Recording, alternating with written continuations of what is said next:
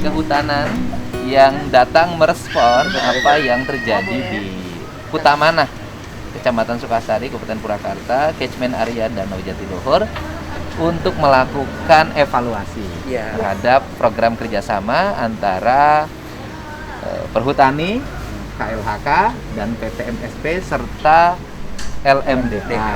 Nah, ini evaluasi dilakukan, dan ini hanya salah satu sampel saja. Mudah-mudahan Purwakarta menjadi pembelajaran bagi seluruh daerah yang ada program ini, sehingga program ini betul-betul menjadi program yang dirasakan oleh masyarakat, dan merasakannya bukan hanya aspek ekonominya, tapi ekonomi itu dirasakan karena dampak dari kuatnya ekologi. Iya. Dan konservasi. Mantap. Ini orang-orang baik nih. Amin. Ya kan? Amin. Sama mereka jangan ke hutan aja dijagain, apalagi kamu. Sampai ke hati-hatinya juga dijagain. Kang, saya perkenalkan lagi Kang. Ini Pak Bresman Parpaung. Beliau ini Kasubdit Penanganan Konflik. Jadi kalau kita mau lihat juga apa memang ada konflik di sana, semoga tidak ya. Nggak ada. Alhamdulillah, lega kita ya Kang ya. Nah, nggak ada konflik. Yang cuma satu aja, bambu nggak boleh diganti sama pisang, itu aja. Nah ini Kang, terkait isu itu Kang, kita juga bawa bidang yang menangani bina usaha perhutanan sosialnya. Ini namanya Kang Dana. Nah nanti kita akan minta arahan itu Kang, bagaimana tadi saya catat, bagaimana manfaat ekonominya dapat, ekologinya terjaga. Sepakat ya? Oke. Saya pikir yang mempertahankan ekologi itu pasti dapat ekonomi. Sip. Saya yakin betul. Karena gini loh, saya beberapa kali kan kalau rapat ke kementerian, ke Bu Menteri minta, saya bilang bikin audit. Dari audit itu dipaparkan makna ekonomi. Misalnya daerah yang mengalami eksploitasi sumber daya alam yang berlebihan, ya kan diaudit tuh. Nanti dalam 50 tahun ke depan apa yang akan terjadi, recovery ekonominya harus apa yang dilakukan, berapa kebutuhan miliar rupiahnya atau triliunnya. Tetapi misalnya hutan yang konservasi, hutan lindung, atau misalnya taman nasional, itu berapa juta kubik air dalam setiap tahun yang dihasilkan. Dari situ mengalirnya kemana? Ke sawah, bikin menjadi PDAM, menjadi farm, perusahaan air minum, atau diambil menjadi air mineral yang dijual tuh, yang mahal-mahal itu. Iya. Terus kemudian oksigen itu, oksigen ukurannya apa sih dalam istilah ininya, ilmu pengetahuannya? Miligram Metric ton. Itu karbon. Itu karbon. Oksigen sama. Karbon ya? Itu berapa metrik ton yang dihasilkan? Dan kalau terus ukur tuh, berapa sih harga oksigen yang sekarang untuk penanganan COVID itu? Berapa oksigen yang penanganan COVID itu? Satu tabung itu berapa harganya? Coba kita uangkan nilai ekonomi. Kita uangkan itu nilai ekonomi dari hutan yang ada di Indonesia yang dijagain oleh KLHK. Riset. Berkah alam itu ya Kang ya sebetulnya ya. Jadi jasa lingkungan seperti itu yang selama ini emang nggak pernah terhitung dengan baik ya. Dan kita nggak pernah menghitung ke depan. Nanti ke depan itu misalnya areal gunung ini ketika ditambang, nanti masyarakat di situ airnya mau dari mana? Itu kalkulator sumber daya alam namanya. Iya, kita nggak pernah dihitung. Iya. Dan yang paling penting, kita harus jujur juga, negara mengut pajak juga tidak membuat desain program untuk recovery. Kan logikanya begini, ini gunung nih, gunung ini ditambang nih, kan jadi pajak tuh. Harusnya pajaknya itu nggak boleh lari kemana-mana. Kembali untuk recovery lingkungan di situ, untuk peningkatan ekonomi masyarakat di situ. Kadang CSR di sini industri nih, industri kan pajaknya ditarik ke Jakarta tuh, ya kan?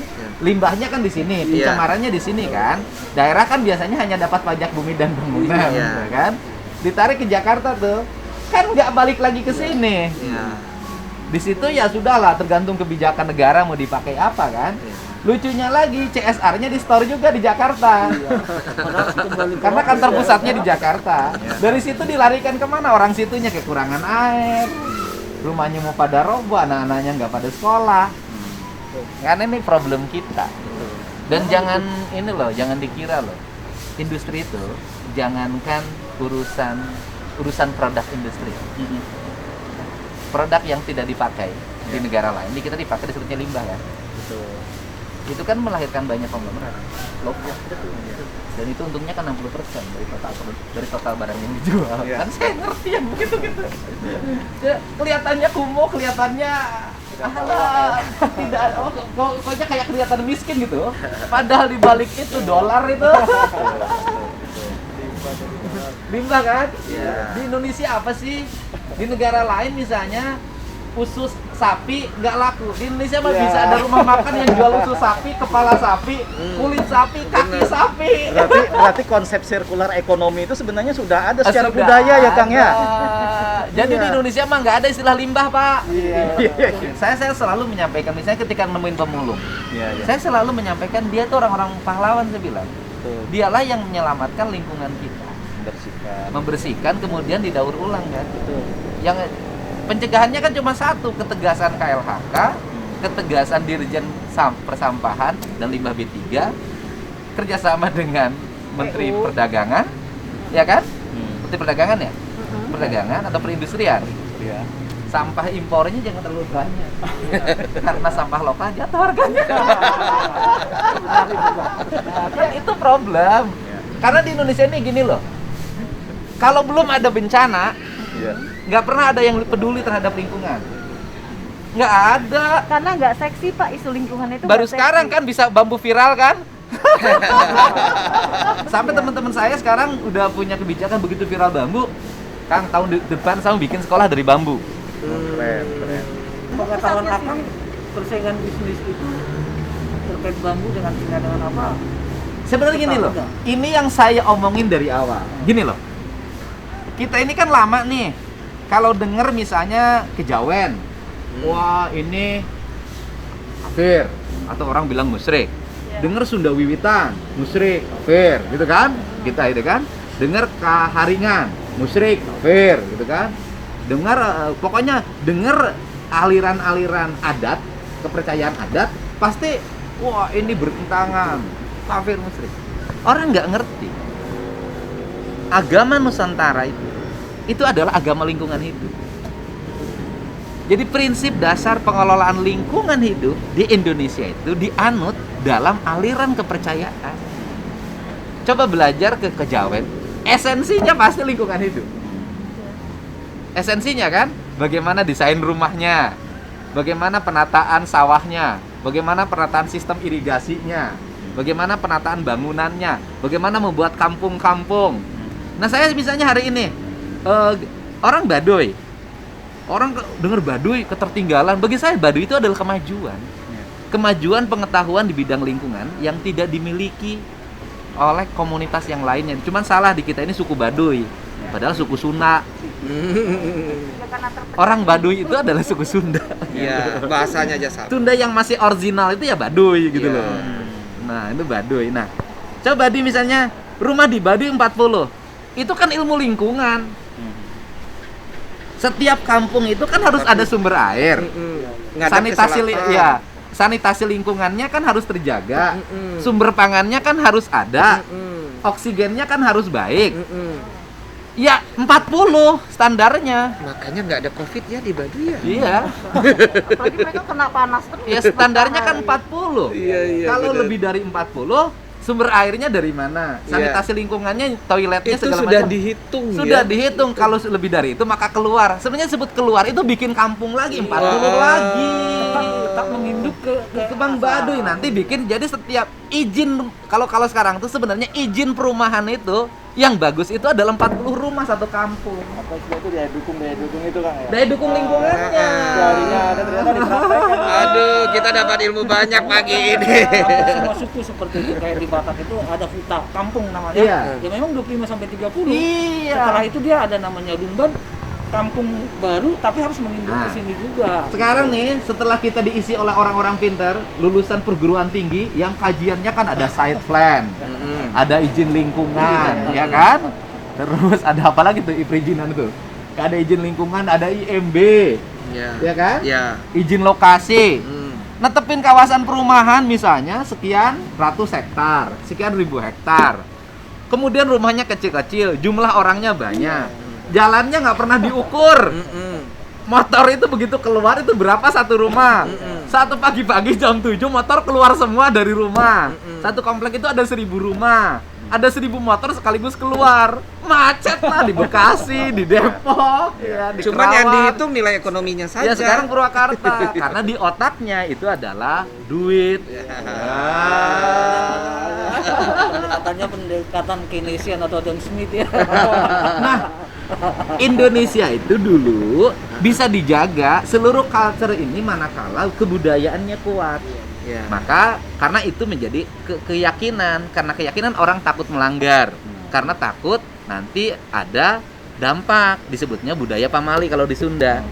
Ya kan, dampak yang diakibatkan oleh leluhur kan. Ya. Itulah sebenarnya yang mengikat kita, mengikat. Nah, sehingga masyarakat mana sih yang paling taat pada hukumnya? Masyarakat adat.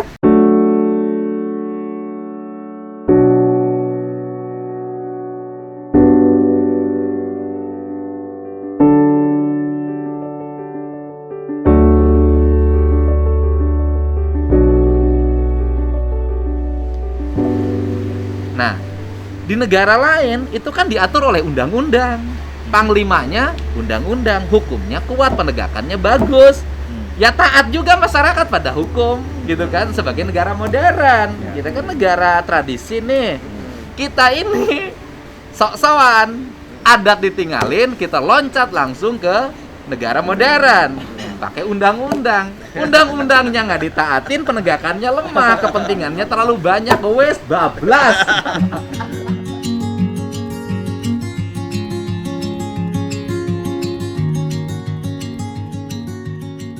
Akang udah sarapan belum? Saya kemis Teh. puasa, Pak. Oh, keren Enggak kalau banget. ini, saya pesen dong. Yang kering ya, goreng ayam itunya. Ayam goreng ayam kering. Nah, sini. Udah kasih makanan yang terenak. Alhamdulillah. Keren ya, Akang. Kemis puasa. Iya. Kan konservasi, Pak. Kalau saya puasa Senin Kemis berarti saya ngurangin konsumsi beras. Ngurangin konsumsi gula. Mantap, mantap. Ngurangin konsumsi air, ya kan? Bagus buat kesehatan. Bagus buat kesehatan, minimal konsumsi. Bayangin kalau orang Indonesia Senin Kamis puasa, Iya. berapa itu nilai konsumsi yang bisa turun, inflasi turun tuh Iya. Senin sama Kamis.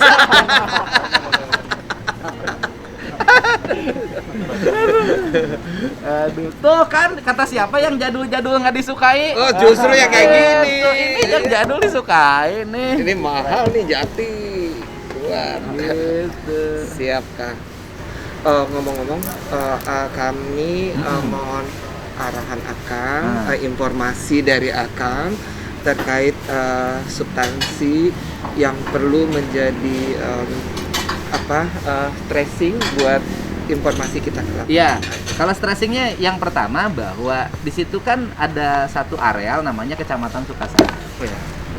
Kecamatan Sukasari itu kan kecamatan yang dulu gitu ya terisolasi karena pembangunan Danau Jatiluhur, sehingga dia paling terakhir mendapat listrik. Bahkan jalan itu baru dibangun sejak saya mimpin waktu bupati. Listrik juga baru bisa dipasang. Termasuk juga yang unik dari kecamatan itu adalah kecamatan itu di pinggir Danau Jatiluhur, tapi paling sulit mendapat akses air. Oh, Itu kok bisa? Satu kecamatan. Iya, dia mati di lumbung air. Satu kecamatan ya, Kang? Satu kecamatan karena posisi dia di atas, air di bawah. Iya. Iya, bukan desa. Lagi-lagi kan PJT-nya itu kan harusnya kan memfokuskan dari pendapatan perusahaannya itu harusnya kan dapat listrik tuh, dapat jualan air ke Jakarta tuh, Iya. termasuk jualan air kemana-mana kan. Harusnya dia merecovery lingkungan itu bagian dari pendapatan perusahaan. Gitu loh. Aneh ya. Dekat sekali dengan Jatiluhur ya. Jadi, Saya pimpin tuh baru bisa Di dapat. sini ada Sekarang distribusi mau dikasih fiskal lagi tahun depan. harus kita pikirkan juga Itu, kan. itulah yang saya bilang Indonesia. Dapat listriknya juga paling belakangan. Paling dekat dengan Itu pun saluran listriknya bukan dari Jatiluhur dia dapat. Dia dari Kerawang dengan dari Cianjur. Ini dua ya Pak, Pati di Lumbung Energi, Iya. Pati di Lumbung Air. Pati Itu. sendiri. Ini kelak problem kita, gitu kan? Nah, dan ini saya hari Sabtu saya sekarang lagi beli alat tuh alat apa yang foto yang disimpan untuk deteksi harimau. Oke, kamera Oh, trap. kamera trap. Saya lagi beli nih hari ini. Mm-mm. Nah, Jadi di kaki di samping di daerah itu ada hutan, ada gunung namanya Sanggabuana. Ada harimau, masih ada harimau Jawa di sini. Ya, jadi Dekat Kecamatan masih di Kecamatan Sukasari. Sari. Kalau Gunung Sanggabuana. Sanggabuana. Nah, sebagian masuk Desa Parung Banteng, sebagian masuk Rawang. Ya kan, Saya kecamatan. dengar harimaunya juga masuk sampai ke Tembong sana kan Iya. ada jalan. Kan kebetulan teman saya itu ada sampai sekarang orangnya belum ketemu, tapi suka WA saya. Dia menjadi ya peneliti di wilayah itu. Hari Sabtu udah janjian dengan saya mau pertemu pertama kali untuk meneliti lagi di sana. Ini hasil penelitiannya. Ini hutannya. Wih, burungnya. Nih masih Elang ada. Jawa. Itu. Oh, itu masih iya, ada. Itu lutung apa? Apa sisi siri? Apa namanya, Pak? Saya nggak tahu. Surili. Surili. Ini elang Jawa masih ada. Elang Jawa ya. Ini harimau masih ada yang Macan diburu warga macam itu. Iya. Nah ini yang ingin saya segera itu dan saya sudah ngajuin ke Walendrang untuk menjadi taman nasional. Nah karena itu di situ taman nasional dan masyarakat di situ tuh kan sudah makmur dalam pandangan saya. Satu ya kalau Kutamana itu dia makmur oleh bambu. Kenapa bambu makmur? Karena ininya mata rantai ekonominya panjang. Betul, sekali nanam Gitu loh. lama ya. Satu, nanam nggak pernah lagi dipelihara, kan? Yang kedua, bambu dari yang punya kebunnya kan 2.000 sampai 3.000. Nanti ada kuli motong kan? Ya. Kuli motong bambu itu dapat rata-rata sehari 100.000 sampai 200.000. Nah, dari Satu kebun sampai hari ke ya, jalan. Kang? Iya, satu hari. Dan itu tiap hari loh ngangkut bambu. Nah, dari jalan itu kan diangkut tuh pakai truk. Ya. Nah, yang sopir truk ini sudah banyak yang punya mobil sendiri hasil kredit. Kamu lanjutin ini aja, Pak. Karena dia setiap hari. Dari awal. Dari truk itu nanti kan ada bandar yang ada di situ kan, sampailah dia ke pembeli. Nah, di pembelinya rata-rata harganya 10 sampai 15 ribu Silakan. dijualnya. Itu kan ke Jakarta, ke Rawang, ke Subang sekarang, ke daerah Belanda. Satu truknya berapa tadi? Satu batang, Satu batang? 15.000 Oh, 15.000. nyampe. Makanya banyak orang kaya di situ. Ya kaya untuk ukuran desa ya, ukuran desa. Sehingga, nah kemudian mereka hidup dari mana lagi? Danau Jatiluhur. Orang situ nggak usah ikan nggak susah. Apalagi mereka sudah banyak yang punya keramba dikirim ke Jakarta. Itu sudah banyak orang-orang lokal itu yang sehingga nah kemudian di Paranggombong itu daerah situ itu kayak kawasan savana, Pak. Kayak Paranggombong savana, ya? Paranggombong. Itu orang hidup di situ dari sapi. Sistemnya dilepas. Jadi dilepasin pagi-pagi, sore pulang sendiri. Dan itu jumlahnya ribuan. Jadi sebenarnya itu konsepsi daerah yang sebenarnya ini ekonominya tinggi, sudah punya kemandirian. Jadi kalau orang situ dikasih pekerjaan yang harus ngurus berat. Artinya dikasih tanaman dia tiap hari harus kontrol. Dia nggak akan mau. Kenapa? Karena santai, dia sudah dapat gitu loh. Kayak sapi misalnya. Sapi disuruh misalnya sapi dia harus pelihara tiap hari, kasih makan, dikasih obat, nggak akan mau. Capek, karena apa? Ngapain saya gitu-gituan gitu loh. Karena saya kan dari sini nanti pergi ke sungai, ke danau, ngambil ikan. Dari sini nanti pergi ke sana, pergi ke sini. Ya udah ekonominya udah siklusnya udah jalan. Dan kemudian daerah itu rawan longsor. Yang maksud yang di Kutamana atau Kecamatan Sukasari? Hampir semua, Hampir satu semua, kecamatan. Itu termasuk Jatiluhur sebelah sini, rawan longsor. Rawan longsor. Tolnya kan pernah longsor ini di sebelah ini ya kan ya. Iya. Karena tanahnya selalu bergeser. Sehingga tanah di situ dulu aman itu ketika mulai bambu ditanam. Mulai nggak ada longsor lagi. Terus saya juga ada catat pemecah angin. Saya ingat waktu Iya. akan ke Manggala, Ah. ketemu Pak Dirjen bilang fungsinya juga memecah angin supaya tidak terjadi puting beliungnya. Iya, pecah angin. Dan di situ kan partikel debu pencemaran dari industri besar kan banyak. Indorama gede tuh. Iya. Di situ ada fly ash-nya kan. Dan dia menggunakan batu bara kan. Indo Pasifik East Coast gede tuh. Ada fix berarti. Indo Barat gede tuh. Itu kan di bawahnya. Ini informasi ini bisa menjadi referensi ya Pak Iya. Danang Kata untuk kunci nih, bisa ya, kata-kata membangun itu. yang namanya usaha perhutanan sosialnya kalau dalam RKPS-nya. konsepsinya ya. Heeh. Dalam kan di itu, mohon maaf Kang. Ya. Di perhutanan sosial itu kan sebetulnya ada juga yang diistilahkan kelompok usaha perhutanan sosial. Ya. Nah, menurut saya kelompok usaha perhutanan sosial kalau menurut cerita Kang Dedi ini tidak harus meninggalkan siklus ekonomi lokal tadi, istilah Kang Siap. Dedi tadi kan. Tetapi bagaimana mengadopsi tadi kan ada yang bambu, ada yang sapi seperti itu ya. Itu tetap Terus ada terpelihara. rantai produksinya seperti ini. Sebenarnya dia bisa mengikuti siklus lokal yang sudah hidup ini gitu ya. Saya kan ngalamin Pak waktu kecil Pak. Heeh. Waktu kecil tuh kan ada kebiasaan nanam padi tuh. Iya. Huma. Orang Iya, bilang Jakarta huma. gogo kan. Iya. Di padi huma itu kan setelah padi ditanam, setelah panen selalu tumbuh pohon. Iya. Disitulah tradisi punya pohon jenjing waktu itu. Sekarang sengon. Sengon. Nah sebenarnya kan saya udah kemarin ke perhutani kasih tahu juga. Saya bilang bukan hanya di situ daerah dataran tinggi. Di daerah dataran rendah, saya bilang perhutanan sosial itu gini, saya bilang orang nanam padi atau nanam apapun, oke kan. Tetapi disitulah ditanamin pohon-pohon yang untuk jangka panjang. Sip. Agroforestry. Nah itulah agroforestry itu.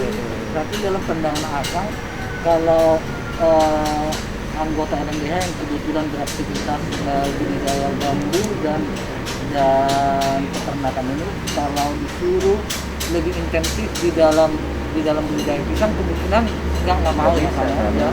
karena Nggak menyita mau. waktu ya. Ya menyita waktu. Yang kedua, kan pisang harus nyabut akar bambu Pak. Iya. Iya, karena sama-sama ada inovasi itu. Kan itu rencananya akar bambunya mau dicabut. Iya. Kan kebayang daerah lereng akar bambunya dicabut. Pisang belum ketanam langsung udah duluan.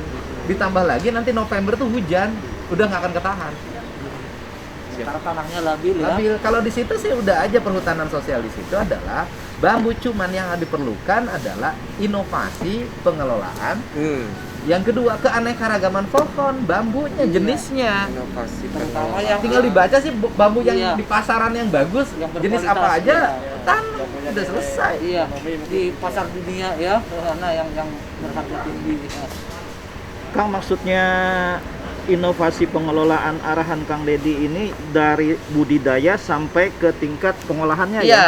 Jadi ada dari mulai budidaya, penanamannya, jenis bambunya harus mulai Harus diperkaya. diperhatikan Heeh. sampai nanti pada pengelolaan produk bambu. Oh, diversifikasi Iya. produknya juga harus Iya. diperhatikan gitu Nah, ya. itu yang saya maksud, diperlukan sekolah yang harus mulai spesifikasi. Seperti sekolah lapang kalau di perhutanan Iya, sosial kan. misalnya sekolah di situ misalnya SD. SD-nya Oh. diarahkan pada anak-anak itu memahami bambu sejak kecil. Ada muatan lokal ya. Muatan lokal. Oke. Rumah, ngapain juga rumah misalnya daerah situ udah tahu rawan longsor, bikin dong percontohan rumah bambu. Sekolah, saya sudah minta dinas pendidikannya nanti sekolah di situ dari bambu saja, murah. Mulai paham saya sekarang. Jadi teringat saya Mulai paham. apa konsep pembangunan Michael Todaro untuk pembangunan dunia ketiga. Jangan bicara pertumbuhan tapi bicara perkembangan yang sesuai dengan ciri khas daerah. Bayangin loh, Kak, Indonesia ini di sini bambu, nanti misalnya suatu saat seluruh rumahnya bambu, pagar rumahnya bambu, gapura rumahnya bambu, sekolahnya bambu, kantor pemerintahnya bambu, kantor puskesmasnya bambu, gat gitu kan, udah deh wisata di situ. Sudah jadi Ngalir. budaya ya, namanya sudah jadi Bang, siklus saya hidup. ada ngelihat saya ada ngelihat yang seperti itu di Cina. Itu tempat wisata keren banget. Cina ini negara maju yang kita dapat banyak sekali sesuatu dari Iya. Cina sekarang, disebutnya negara tirai bambu, bukan negara tirai pisang. Bisa aja. Iya, negara tirai bambu loh. Bayangin negara besar, negara adidaya kan sekarang Cina kan? Negara adidaya itu negara tirai bambu. Kalau gitu Purwakarta negeri pagar bambu. Kan ininya panda kan? Iya, Hewan iya, yang iya, di iya. ininya kan Ikonnya, ikonnya kan? iya. Panda makan bambu. iya. Kenapa sih orang berani mengangkat ikon itu? Jadi kalau kasarnya begini Kang, kalau kita ingin program perhutanan sosial di sana yang sudah kawasan hutan yang sudah dikelola oleh masyarakat, yang harus kita angkat kearifan lokal dalam hal ini pengelolaan bambunya yang diperkuat plus tanaman kehutanan plus tanaman semusim untuk ketahanan pangan masyarakat di sana. Begitu ya Kang ya? Enggak. Kang izin Kang, kalau mohon arahannya kalau untuk pangan bagaimana ya, selain ikan yang lainnya apakah mereka menanam dari Sebagian hasil gini, mereka atau membeli? bisa di sana gini. Pada waktu surut Danau Jatiluhur, mereka nanam padi. Oh, gitu. Ada bulan-bulan Ada bulan tertentu. Juli, Agustus, September, Jenis padinya apa Kang? Oktober, ya sama dengan umum yang 3 bulan. Kan tuh luas tuh. Iya, iya. Tanah kosongnya yang di pinggir danau. Berarti ada jenis padi lokalnya ya Kang ya? Padi lokal. Untuk pangannya, sementara untuk ikannya dari Jatiluhur. Jatiluhur. Karena ada yang bangun keramba juga ya. Kalau yang lain Kang, sayur dan segala macamnya? Ya banyak, kalau gitu kan gampang, Pak. Oh, Kan nanam di mana aja gampang kalau itu. Oke. Sederhana. Kan Kang, berarti bambu yang sekarang masih dijual ini ya? Batangan. Belum ada yang mengolah jadi. Belum. Mungkin itu ya. Nah, dukungan itu yang harus kita perkuat gitu loh ya Ya, Kang. inovasinya di situ yang istilah Kang Deddy Itu tadi. yang harus dilakukan. Saya itu minggu depan mau ketemu sama Pak Indra, Mas Indra yang dari Jogja. Saya mau bangun masjid dari bambu, mau bangun sekolah dari bambu sebagai prototipe. Ya itu tadi masalahnya, pengrajin bambunya, rumah bambunya orang Jogja. Tapi sebenarnya secara kultur orang tua kita dulu tuh udah pinter. Iya, iya. Cuman kan desainnya masih desain style lama kan. Iya, iya. Walaupun desain style lama itu kan desain lingkungan. Berarti warganya perlu diajarin. Waalaikumsalam. Nah ini yang itu, aki-aki yang dari sana. Kebon susul lah Pak. Oh, di kebon. Ini yang Ibu Pertiwi. Aki. Aki geus di mana cek kene? Geus Kebon, amprok. di kebon. Ibu Pertiwi nang geus amprok. Kan. Ayo sok. Oh, ditutup udah. Iya, Bapak. Sok, ayo tuh. Ayo, Baji. Ayo, Pak. Mangga Pak. Ayo sok. Ayo sini. Kang, terima kasih banyak dalam kesibukan jadwal Kang masih bisa Wah, nerima santai kita. aja. Nih, ini yang para penanam bambunya. Jadi kalau mau ditanya-tanya sebelum nanti bareng ke lokasi. Iya. MSP atau CAP Pak yang datang? Saya tahu itu apa yang sekarang, Bu. Oh, Awalnya NSP saya tahu. NSP. Waktu bicara itu NSP sama anak-anak kita di desa tuh. saya mau tanya Pak, yang IPB-nya berapa lama ada di kampung sini Pak? Saya Berapa orang dan berapa lama IPB-nya?